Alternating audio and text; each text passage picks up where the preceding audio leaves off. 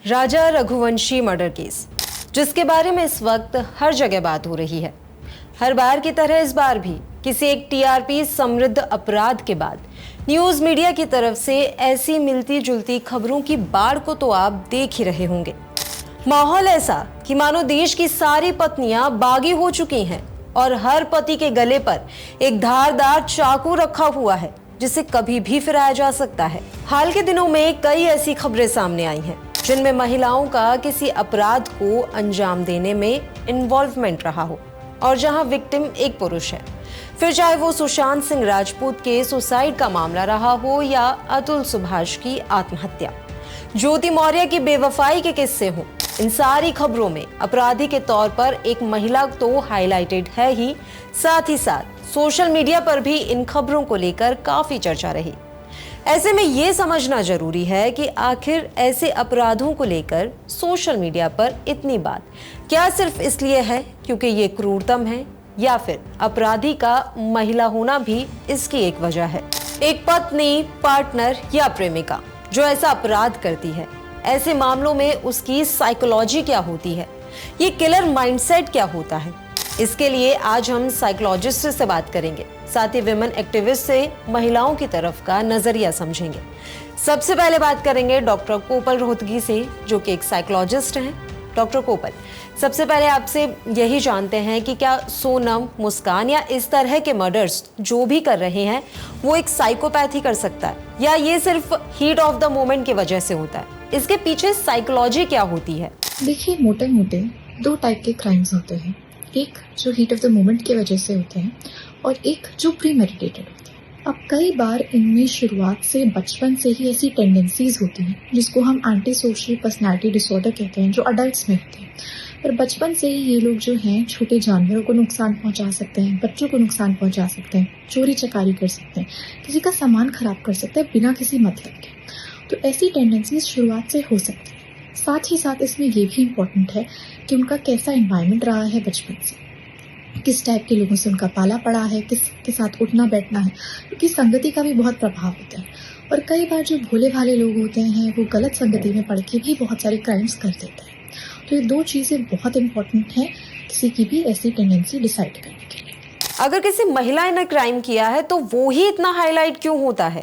देखिए, जो ये सवाल है कि क्या सिर्फ महिलाओं की वजह से ये चीज़ें हाईलाइट हो रही हैं, ऐसा तो नहीं कह सकते, क्योंकि आजकल बहुत सारी चीज़ें सामने भी आ रही हैं। ऐसा भी है कि कई बार ऐसी बातें सुन के सामने वाले को और हौसला भी मिलता है कि हम ऐसा कुछ कर सकते हैं। और अक्सर इन सब मामलों में ये भी देखा गया है कि जब आदमी को लगता है कि इसके अलावा मेरे पास और कोई ऑप्शन नहीं है, क्योंकि काफ़ी डेयरिंग कदम है किसी की हत्या करना, किसी को मार देना, तो कई बार ऐसा होता है कि उन्हें लगता है कि शायद हमें कोई पकड़ ना ले, हम पकड़े जाने का कोई डर नहीं होता, तब ये कदम उठा सकते हैं। अब ये भी जानना जरूरी है कि क्या ये मर्डर करने के बाद इन्हें गिल्ट होता है या सिर्फ पकड़े गए इस बात का गिल्ट है? कई बार जब लोग ऐसे कदम उठाते हैं तो उस समय ये भी नहीं समझ पाते हैं कि आगे जाके इसका क्या प्रभाव पड़ेगा खुद पे, उनके परिवार पे और आगे की जिंदगी पे। तो रिजल्ट ना जानते हुए भी लोग ऐसे कदम उठा लेते हैं। तो कई बार जब उनको समझ में आता है कि मैंने क्या कर दिया है और आगे क्या हो रहा है और कैसी मेरी ज़िंदगी अब बदल जाएगी, तो उसके बाद भी बहुत ज़्यादा गिल्ट हो जाता है, स्पेशली उन लोगों का जिन्होंने हीट ऑफ द मोमेंट में ऐसी चीज़ करी है। क्या ये एक बैड पेरेंटिंग हो सकती है कि सोनम अपने बॉयफ्रेंड के बारे में अपने पेरेंट्स से बात नहीं कर पाई, जबकि अपने दोस्तों पर भरोसा करना उसे ज्यादा सही लगा? पति या अपने पार्टनर को मार देना मतलब इतना आसान कैसे लग सकता है, जबकि हम जानते हैं कि एक रिलेशन से बाहर निकलने के और भी कई रास्ते हो सकते हैं? पेरेंटिंग से ज़्यादा ये इम्पोर्टेंट है कि हम एक दूसरे को, अपने परिवार वालों को, अपने दोस्तों को इनकरेज करें कि बिना हिचकिचाए वो अपनी बात आगे रखें, सिर्फ इन्हीं मामलों में नहीं पर और मामलों में। क्योंकि अक्सर क्या होता है कि जब हमारी मन की बातें हमारे मन के अंदर ही रह जाती हैं और हमारे मन मुताबिक चीज़ें नहीं होती, तो उस वजह से मन में तनाव बनने लग जाता है। और जब तनाव बनता है उसके बाद अक्सर कई प्रकार की मानसिक बीमारियां हो सकती हैं, जैसे कि घबराहट, उलझन या फिर उदासी। तो उस चीज़ को रोकने में भी ये बात आगे हेल्प करेगी कि हमारी जो मन की बातें हैं हम किसी को बयां करें। कोई अपनी ज़िंदगी में ऐसा कॉन्फिडेंट ढूंढे, वो कोई भी हो सकता है, आपका पेरेंट, आपका सिबलिंग, आपका कोई दोस्त, कोई कोवर्कर जिसको आप अपनी मन की सारी बातें बताएं बिना हिचकिचाए और जिनसे आपको डर ना हो कि ये मुझे आगे जज ना करें। तो ये चीज़ हमें शुरुआत से ही बच्चों को भी समझानी चाहिए और ये चीज़ हमें अपने परिवार में भी करनी चाहिए। एक सीरियल किलर और एक ऐसा शख्स जिसने पहली बार मर्डर किया हो, उन दोनों का मेंटल स्टेट कितना अलग होता होगा और ऐसे में मीडिया ट्रायल कितना इम्पैक्ट करता है। आपका सवाल ये है कि जो लोग पहली बार हत्या कर रहे हैं और जो सीरियल किलर्स हैं उनमें क्या फ़र्क है। जैसे मैंने आपसे पहले बात करी थी, ये जानना ज़रूरी है कि क्या वो crime heat of the moment में किया गया था या क्या वो क्राइम प्री मेडिटेटेड था। और ये उससे किसी की मानसिकता से बहुत प्रभाव पड़ता है। अगर किसी ने हीट ऑफ द मोमेंट में कोई क्राइम किया है तो उस समय वो बहुत घबरा सकता है, डर सकता है, परेशान हो सकता है कि ये मैंने क्या कर दिया, क्योंकि ये इम्पल्सिवली हो गया, जान के बूझ के तो नहीं हुआ है। वैसे ही अगर कोई प्री मेडिटेटेड किसी ने किया है तो उसके बारे में उसने कई बार हो सकता है सोचा समझा हो, आगे का देखा हो, क्या फ़ायदा होगा क्या नहीं हो, तो हो सकता है वो इंसान थोड़ा और संभला हुआ। पर फिर भी किसी की जान लेना या कोई ऐसा क्राइम करना काफ़ी बड़ी चीज़ होती है, तो इसका प्रभाव हमारी जो मानसिक स्वास्थ्य है उस पर कहीं ना कहीं ज़रूर आता है। और रहा सवाल उन लोगों का जो सीरियल किलर्स हैं या जो लगातार ऐसे कार्य करते हैं, उनकी फिर वास्तविकता और उनकी मानसिकता बहुत अलग प्रकार की होती है। तो उसके लिए कई बार फोरेंसिक असेसमेंट्स होते हैं, फोरेंसिक साइकेट्रिक असेसमेंट्स होते हैं जिनके थ्रू उनके बारे में और जान लिया जाता है। ऐसे केसेस में ये ज़रूरी है कि हम पूरी बात जानें, जो विक्टिम है उसके बारे में भी और जो अक्यूज्ड है उसके बारे में भी। और ये सब हमें तभी पता चलेगा जब सीरियली कई बार इनके इंटरव्यूज़ होंगे, इनके साइकोलॉजिकल असेसमेंट होगी कम्प्लीटली और हमें ये सब बातें सामने आएंगी। तो ये चीज़ें बहुत इंपॉर्टेंट है जानने के लिए कि आगे क्या हो सकता है। तो इस तरह की किलिंग के पीछे कैसा माइंडसेट होता है ये तो आप अच्छे से समझ गए होंगे, लेकिन यहाँ एक खास बात यह है कि अभी तक सोनम ने यह एक्सेप्ट नहीं किया है कि ये मर्डर उसी ने किया है और उससे पहले ही लगभग सभी ने मान लिया है कि राजा की हत्यारन उसकी पत्नी ही है। और आपने भी नोटिस किया ही होगा कि ऐसे केसेस जिनमें एक औरत मर्डरर निकले वो काफी हाईलाइट हो रहे हैं। ऐसा क्यों? क्या इसके पीछे मेल डोमिनेंस सोसाइटी वजह है या मीडिया ट्रायल का इम्पैक्ट है? और ऐसे केसेस में जिन महिला पर एलिगेशंस लगे हैं उसकी फैमिली कैसी सिचुएशन फेस करती होगी, स्टेप बाय स्टेप सब समझते हैं। हमारे साथ हैं अनुशक्ति सिंह जी, जो एक राइटर होने के साथ साथ विमेन एक्टिविस्ट भी हैं। तो सबसे पहले हम आपसे यही जानेंगे कि जो फीमेल अक्यूज्ड वाले केसेस हैं वो ही सबसे ज्यादा हाईलाइट क्यों रहे, या फिर ये मान लिया जाए क्योंकि अक्यूज्ड फीमेल है इसलिए इस तरीके के केसेस हाईलाइट हो रहे हैं। एक्चुअली देखिए, पेट्रियार्की के अपने रूल्स और रेगुलेशंस होते हैं, उसका अपना कंडीशनिंग होता है, उसका अपना सेटअप होता है। तो दिक्कत ये है कि जब भी एक महिला एक एक्यूज होती है, उस पर सिर्फ आरोप भर लगता है, तो ये जो जितने लोग हैं जो पेट्रियार्की के वाहक हैं, who are actually wearing this flags of patriarchy, उनको लगता है कि यही एक मौका है पढ़ने लिखने को, स्त्रियों के आगे बढ़ने को, महिलाओं के आगे बढ़ने को, इसी चीज से रोका जा सकता है। तो आप देखें कि तमाम लोग जो थोड़े दक्षिणपंथी विचारधारा के हैं, थोड़े से हमेशा से स्त्रियों की प्रगतिशीलता के खिलाफ रहे हैं, वो लोग ऐसे मामलों में ज्यादा मुखर हो जाते हैं, बहुत ही एक्टिव होकर कहना शुरू कर देते हैं कि अरे अब वो फेमिनिस्ट कहाँ है जो इस पर नहीं बोल रही हैं, और वो लोग कहाँ, वो स्त्री अधिकारों पर बात करने वाली महिलाएं कहाँ है, फेमिनिज्म फ्रॉड है, फेमिनिज्म लड़कियों को ये सब सिखाता है।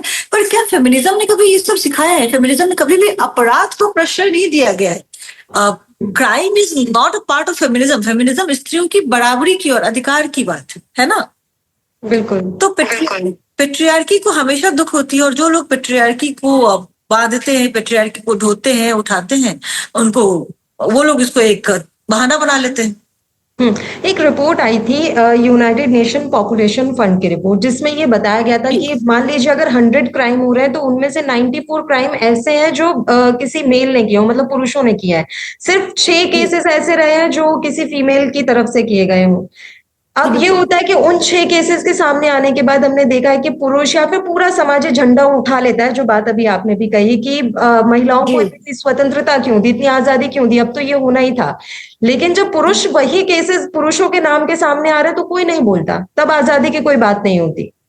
मर्दों का अपराधी होना नॉर्मलाइज्ड, और दरअसल देखिए, एक इस यहाँ पे फिर से मैं बात पेट्रियार्की की करूंगी पल्लवी जी, कि पेट्रियार्की की हमेशा से यह चाहत रही है कि औरतें जो है वो घर के दरवाजों के पीछे रहें, उसमें बंद रहें, वो सड़कों पर नहीं नजर आए, वो दफ्तरों में ना नजर आए। हाँ, हालांकि अब आजकल पैसे के लिए कई लोग अपनी बीवियों से नौकरी करवाना स्वीकार करते हैं, yet the core desire that they have is कि उनकी जो मतलब स्त्रियां जो है उनके पैर के नीचे रहे। तो जो 6 मामले, अब देखिए, अब तक 100 मामले में से 94 मामले अगर पुरुष अपराधी हैं तो वो नॉर्मलाइज्ड, लेकिन महिला अगर उसमें से 6, मतलब आप ये बता लीजिए कि अगर 94/6 करेंगे तो रेशो में ये कैसे हो जाएगा?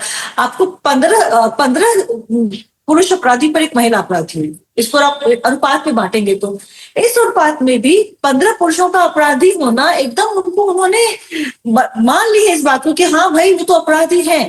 पर स्त्री ने अपराध कैसे कर दिया? अपराध अगर स्त्री ने किया है तो जरूर वो पढ़ी लिखी स्त्रियों की ही वजह से, जबकि पल्लवी जी अगर आप देखेंगी तो इतिहास में भी कई घटनाएं नजर आ जाएंगी, और पहले भी जब फेमिनिज्म इस तरह से अग्रणी नहीं था, इस तरह से सामने नहीं था, उस समय भी औरतों ने अपराध किए हैं कई बार, आजीज आकर के। कई बार एक फिल्म आई थी प्रोवोक्ड, उसमें एक पंजाबी महिला की कहानी थी जो लंदन में, जिसने अपने पति के अपराध से, मतलब पति के अत्याचारों से तरस खाकर उसको मार दिया था। ऐश्वर्या राय उस फिल्म में किरदार निभाया था। तो ये बताइए कि महिलाएं कई बार भाई एक पुरुष जितना मनुष्य है, महिलाएं भी उतनी ही मनुष्य हैं, और लालच, प्रेम, घृणा, क्रोध किसी भी व्यक्ति में हो सकता है। तो महिलाओं ने अगर अपराध कर दिया तो ऐसी अनर्थ वाली बातें हो जाती है, क्योंकि उनको आदत है, क्योंकि वे अपने आप को अपराधी मानते नहीं है। और औरतों को और स्त्रियों का अपराधी होना उसको बड़ा जानबूझ की बढ़ा चढ़ाकर पेश करते हैं, बिल्कुल। भले ही अपराधी होना। अभी आप इतिहास की बात कर रहे थे, या हम पहले की कभी की भी बात करें, तो एक माइंडसेट है कि औरतें घर में ही रहती हैं, दबी कुचली महिलाएं, एक तरीके से ये शब्द हम बहुत बार बार सुनते रहे हैं। लेकिन अब धीरे धीरे हम देख रहे हैं कि महिलाएं बाहर निकल रही हैं, माँ बाप अपने बेटियों को पढ़ने के लिए बाहर भेज रहे हैं। मेरा सवाल यहाँ पर यह है कि क्या ये जो आजादी मिली है वो पैरों में बेड़ियां बांध कर मिली है? क्योंकि आजाद तो हम हैं, लेकिन आजाद है भी नहीं। तो ये एक कसक है मन में जो इस तरीके से सामने निकल कर आती है, या कोई खुन्नस है, क्या है जो महिलाओं की अब इस तरीके से बाहर आ रही है? देखिए, आसमान में दो तरह की चीजें होती हैं। एक पतंग होती है और दूसरी चिड़िया होती है। चिड़िया जो होती है वो उन्मुक्त होती है, उसके पास उसे खींचने वाला कोई और नहीं होता। वो अगर लौटती है तो अपनी खुशी से लौटती है अपने घोंसले में, अपने बच्चों के पास। और जो पतंग होती है उसकी डोर नीचे किसी के पास होती है। दरअसल ये जो आजादी में पितृसत्ता देना चाहती है ना स्त्री को, पतंग बना कर देना चाहती है कि हम तुमको जितनी ढील दें तुम उतना ही उड़ो, बाकी तुम लौट आओ जिस भी वक्त हम तुम्हें समेटना शुरू करें। और जब औरतें वो पतंग बनना अस्वीकार कर देती है, वे चिड़िया बनना चाहती है, तो इनको तकलीफ होनी शुरू हो जाती है। तो पूरा मामला ये है। अभी सोनम के केस की वजह से ये पूरा जो मामला है वो हाईलाइट हो रहा है। मैं सोनम के बारे में अगर बात करूं, अभी जो उन पर आरोप लगे हैं वो प्रूव भी नहीं हुए हैं ना। उन्होंने एक्सेप्ट किया है कि उन्होंने इस तरीके का कोई अपराध किया है, उसके बाद भी सबने मान लिया, या हम सोशल मीडिया पर देख रहे हैं, चारों तरफ टीवी में देख रहे हैं, सबने मान लिया कि पत्नी ही हत्यारन है। जब ऐसी स्थिति आती है तो एक महिला के ऊपर क्या गुजर रही है, जिसने अभी माना भी नहीं कि उसने अपने पति की हत्या की है? उस महिला की चिंता किसे है? आपको रिया चक्रवर्ती का किस्सा याद है? अब जब रिया वाले मामले में रिया को क्लीन चिट मिल गई, रिया को ये कह दिया गया कि तुम हमसे इनफैक्ट जी न्यूज के जो मालिक हैं सुभाष चंद्रा ने माफी तक मांगी कि हम मुझे माफ करें कि इस तरह का। पर क्या उन्होंने कोशिश की कि रिया से पूछे तुम्हारे मन पर क्या बीता? ये जो चिल्लाने वाले एंकर्स हैं और जो सोशल मीडिया के नमूने हैं, ये तो करके चले जाते हैं, पर इनको कोई फर्क नहीं पड़ता है कि इनके किए धरे से सामने वाले पर क्या असर हुआ है। अब जानती हैं जो नॉर्मल ट्रोलिंग होती है, जैसे कि हम लोग पॉलिटिकल लिखते हैं, हम लोग स्त्री मुद्दों पर लिखते हैं, और जो भी बात इन लोगों को, इन सोशल मीडिया के ट्रोलों को समझ नहीं आती, उस पर ये भयंकर तरीके से गालियां देते हैं, हमारे परिवार को लेकर के आते हैं प्रश्न चिन्ह में, और बहुत सारी बकवास करते हैं। Nobody after that या इनफैक्ट रिसेंटली ऑपरेशन सिंदूर हुआ, उस पर कई स्त्रियों ने कहा कि सिंदूर का नाम क्या, उनकी वैष्णा ने कहा, मैंने कहा, भयंकर ट्रोलिंग। आप देख रहे हैं आज ऑपरेशन सिंदूर की परिणति क्या है। नो बडी कम्स टू से सॉरी। ये जो सफरिंग होती है उस महिला की केवल हो जाती है, उस महिला के मन पर एक ऐसा दाग पड़ जाता है जिसके निशान बहुत गहरे छूटते हैं। फैमिली का भी कुछ इसी तरीके का हाल होता होगा अनुकृति जी। वो फैमिली क्या फील कर रही होगी इस समय, जिनकी बेटी एक ऐसे मामले में फंसी हुई है जो अभी प्रूफ भी नहीं हुआ है कि उसने किया है कि नहीं किया है। या अभी आपने रिया चक्रवर्ती केस का जिक्र किया, हमने उस समय देखा कि किस तरीके से रिया की पूरी फैमिली को घसीट लिया गया। तो फैमिली पर क्या इम्पैक्ट पड़ता है, वो वापस कैसे उन सब चीजों से ओवरकम कर पाते होंगे, कर भी पाते होंगे या नहीं? देखिए, ये सबसे बड़ा सवाल है कि वो निकल भी पाते हैं या नहीं, क्योंकि आप लगातार एक ऐसी हरकत किए जा रहे हैं जिसका कोई भी लेना देना, जिसके बारे में आपको कोई जानकारी नहीं है। अच्छा, कल शाम की बात है, मैंने नवभारत टाइम्स ने एक बेहद घटिया पोस्ट किया था कि इसी लड़के के लिए की सोनम ने राजा की हत्या, जानिए कितनी इसकी कमाई। I got I got amazed, I got stunned कि ये अभी पुलिस ने कुछ नहीं बोला है, अभी सिर्फ कयास लगाए जा रहे हैं, पुलिस सिर्फ दावा कर रही है, कोई रिमांड पर नहीं लिया गया है, किसी ने अभी कुछ कबूला नहीं है। फिर भी ये न्यूज़पेपर जो है इस तरह से लिख रहा है। मैंने उसको स्क्रीनशॉट लगाया कि आप ये कैसे कर सकते हैं, ये पत्रकारिता नहीं परवर्जन है। उस पर कई लोग यह कहने के लिए आ गए कि मैं सोनम को सपोर्ट कर रही हूँ और फेमिनिज्म की गलत परिभाषा है ये। तो दिक्कत ये है ना कि किसी भी व्यक्ति को किसी और के ऊपर क्या बीत रही है उससे लेना देना नहीं, सिर्फ इस बात से लेना देना है कि उसका एजेंडा फुलफिल हो रहा है या नहीं हो रहा है। ये वो लोग थे जिनको फेमिनिज्म से बहुत चिढ़ मचती है, उनके मतलब उनको कुछ नहीं, उनका कुछ भी नहीं जा रहा है अगर सोनम की फैमिली बर्बाद हो रही है। उनको सिर्फ अपनी भड़ास निकालनी है, वो सिर्फ भड़ास निकालने के लिए एक मुद्दा खोजते हैं और अपनी भड़ास निकालना शुरू कर देते हैं। That's all. ये एक बड़ा सवाल है यहाँ पर कि अभी जो रिसेंटली केसेस आए जिनमें इस तरीके के मर्डर हुए, फिर लड़की का नाम किसी और लड़के के साथ जुड़ा, अफेयर निकला, कहीं ना कहीं ऑब्जेक्टिफाई कर दिया जा रहा है विमेंस को एज अ गोल्ड डिगर, कि औरतें गोल्ड डिगर ही होती हैं, जैसा अभी आपने भी एग्जांपल दिया।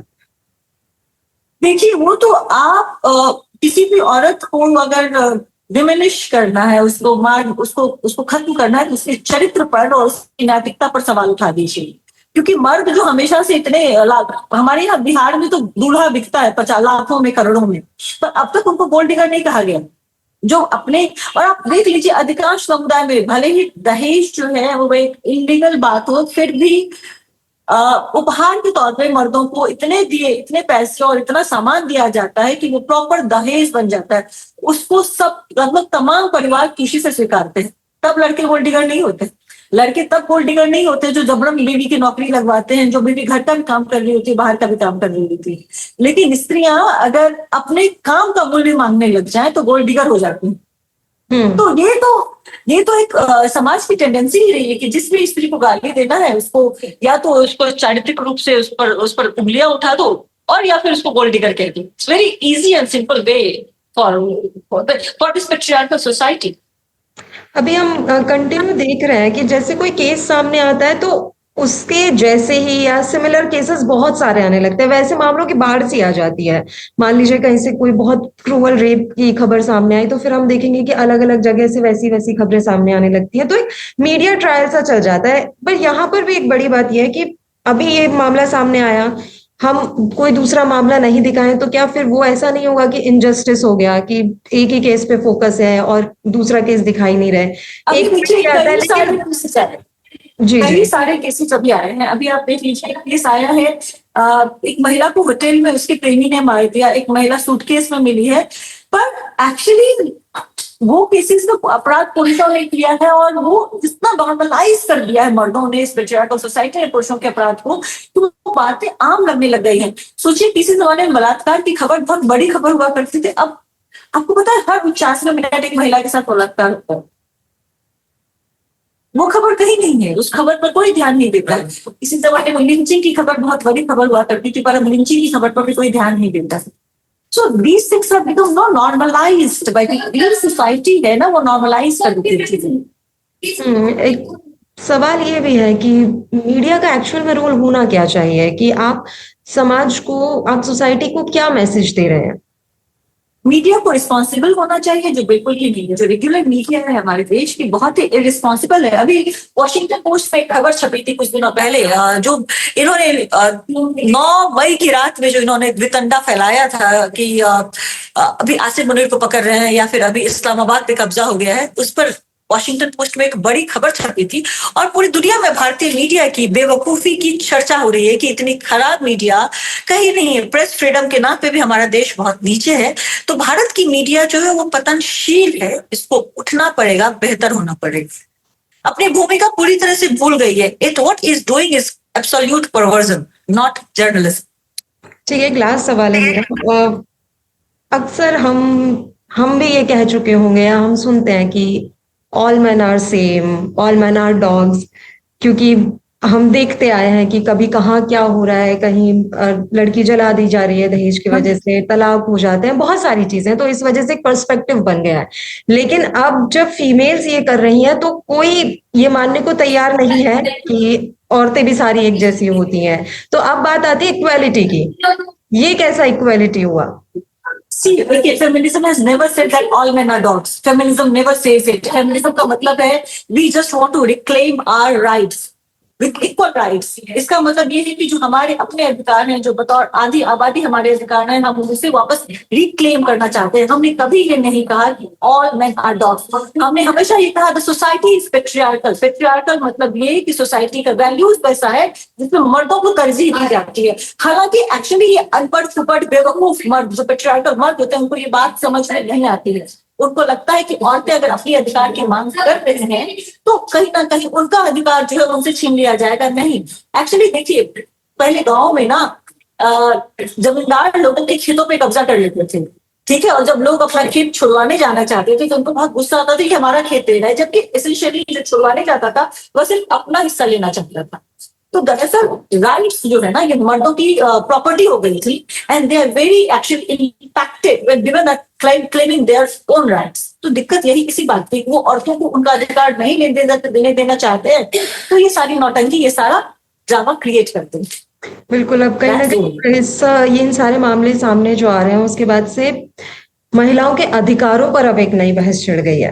और ये बेहद ज़रूरी है कि इन मामलों को जेंडर बेस्ड यानी कि महिला या पुरुष से ऊपर उठकर देखने की ज़रूरत है। ये लड़ाई अधिकारों की नहीं बल्कि एक सुरक्षित समाज की होनी चाहिए। ऐसे क्राइम करने वालों को बॉयकॉट करने की जगह उनसे बात करके और उनकी मानसिक स्थिति को समझकर समस्याओं का हल निकालने की ज़रूरत है। तभी एक आइडल सोसाइटी बनाई जा सकेगी।